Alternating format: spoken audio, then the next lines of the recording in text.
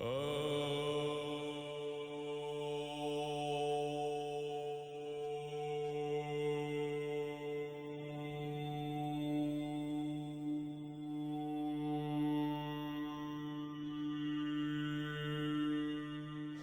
le yoga du son, c'est un travail sur la voix, sur la vibration, pour donner plus de résonance, plus de verticalité, plus de profondeur, plus d'espace, pour que chacun puisse exprimer de plus en plus son être et ses qualités. Et que ça puisse donner vraiment des qualités de résonance à travers soi et à travers les autres. Parce qu'un enfant ne vient pas avec l'idée de savoir chanter, un enfant vient avec l'envie de vibrer avec les personnes qui sont autour de lui, avec la nature. Voilà. Et c'est une question qui aujourd'hui qui est là par les adultes et aussi des fois par résonance avec l'enfance, parce que il y a cette idée de chanter juste et chanter faux. Et on devrait plutôt dire chanter en accord ou ne pas chanter en accord. Si on dit à un enfant tu chantes faux, et on a beaucoup cet écho-là à travers les personnes que l'on reçoit en stage ou en individuel. Quand une personne entend ce message qu'elle chante faux, un enfant, il arrête de chanter. Et donc du coup, ça l'empêche de vibrer vraiment pleinement son identité, alors qu'à la base, tout être devrait pouvoir exprimer pleinement sa voix, déjà individuellement, et que ça puisse se faire en groupe pour qu'il puisse y avoir une résonance individuelle et collective de cette vibration de l'être. Nous, on voit les personnes qui font par exemple de la chorale. Quand elles font de la chorale, il y a souvent des émotions qui peuvent surgir et elles ne vont pas se permettre d'exprimer la pleine joie ou d'exprimer la tristesse ou des souffrances qui ressortent, alors que nous, dans notre travail, on vient accompagner ce qui se présente. D'un point de vue énergétique, d'un point de vue psychologique, un accompagnement vraiment global, ou d'un point de vue initiatique. La libération peut se situer à différents niveaux. Déjà la libération de la voix, la libération de la puissance, de l'énergie intérieure. Il y a aussi des personnes qui n'osent pas libérer, qui ont une grande force énergétique, une grande puissance, mais qui n'osent pas la libérer parce qu'elles n'en ont pas le contexte, l'opportunité, ou parce qu'elles ont eu cette imprégnation de ne pas exprimer leur énergie. Donc là, ça peut être cet espace, ou d'autres personnes qui ont une attitude de retrait, ou un petit peu timide ou réservée, où là, ça peut être l'opportunité effectivement de libérer cette lumière, cette énergie ou ce potentiel. Donc on a créé 5 CD, on en a un 6e qui est en place, où pour nous, ça s'appelle la collection Reliance, et pour nous, ce qui est très important, c'est cette notion de reliance à la profondeur, de reliance au cœur, de reliance à la nature, à la terre, au ciel. Et puis donc on a combiné ce travail de reliance avec des rythmes physiologiques. Et donc du coup on a décidé de créer nos propres outils. Donc déjà dans le cadre de notre travail, puis on s'est rendu compte que ça intéressait énormément de monde et que ça pouvait être utile à énormément de monde. Donc voilà, donc on a diffusé de façon plus large. Donc à la base on a créé Harmonie et Shaman Dream. Voilà, puis après ça a été la voix tibétaine pour chant harmonique, et puis Divine Incarnation et Éveil de cristal. Alors l'effet, suivant les morceaux, suivant les CD, ça va être un équilibrage hémisphère droit, hémisphère gauche. Parce que souvent il y a un hémisphère qui travaille plus que l'autre. Et comme d'un point de vue physiologique, on travaille par alternance, un hémisphère puis l'autre, donc ce rythme-là va permettre d'équilibrer et de mieux faire travailler le corps calleux, qui est le pont entre les deux hémisphères. Et comme ça travaille mieux droite-gauche, à ce moment-là, ça relie mieux la tête avec l'axe du corps et avec la base du corps. Donc ça, c'est le principe de base. Voilà. Et puis bon, on utilise aussi des rythmes rapides qui sont en lien avec notre rythme musculaire et notre structure osseuse. Et des rythmes plus lents qui vont permettre une hyper relaxation des muscles et du corps. Voilà. Donc suivant les morceaux et suivant les CD, on ne va pas avoir la même efficacité, le même résultat. Voilà. Donc on va choisir, les personnes vont choisir en fonction de leurs besoins.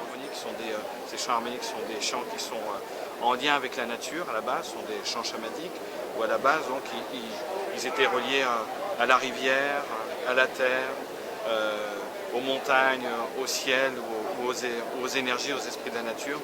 Voilà. Et bon, c'est quelque chose qui s'est un petit peu perdu au fil du temps, mais qu'on peut vraiment retrouver dans notre connexion à la nature.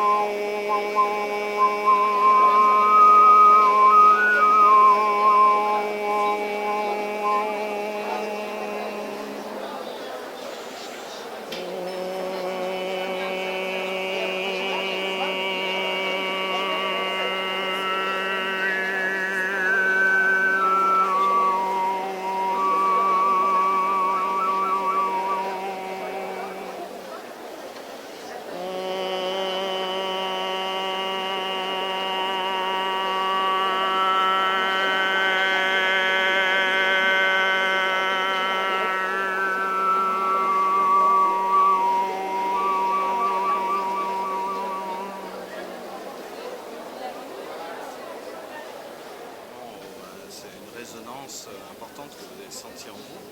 Hein, et c'est le réveil aussi entre guillemets, le réveil de l'être, dans le sens où avant tout nous sommes des êtres vibratoires qui ne demandent qu'à vibrer. Mais souvent on n'est pas dans notre société éduqué dans ce sens-là.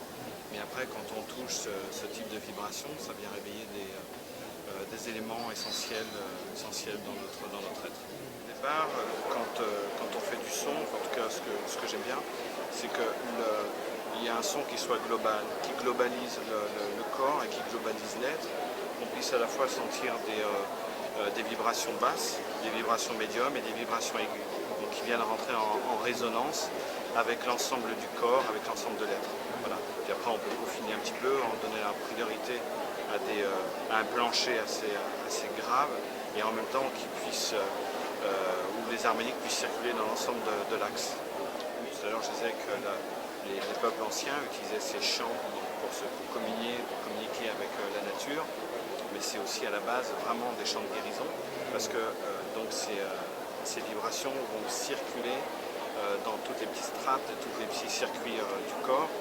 Et entre autres, des fois, on peut sentir quelques petites douleurs qui apparaissent parce que ça cherche à remettre de la vibration et de la vie à des endroits qui peuvent être un petit peu plus un peu endommagés, où la vibration a du mal à passer. Voilà. Donc ça vient frictionner au niveau vibratoire pour que ça puisse refaire du passage.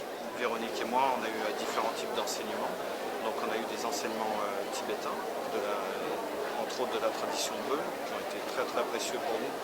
Et donc avec différents maîtres tibétains, pour qui on a vraiment un très très grand respect. Et puis donc on a eu aussi des enseignements de la tradition japonaise, avec des enseignements shintoïstes, des enseignements taoïstes liés à la tradition chinoise. On a fait des pratiques perses qui ont été aussi très utiles dans le travail de reconnexion à des expériences initiatiques. Voilà. Et puis aussi effectivement donc, des enseignements chamaniques, donc liés à la tradition amazonienne, mais aussi à la tradition tibétaine. Dans la tradition Bön, le travail avec les énergies de la nature sont incluses.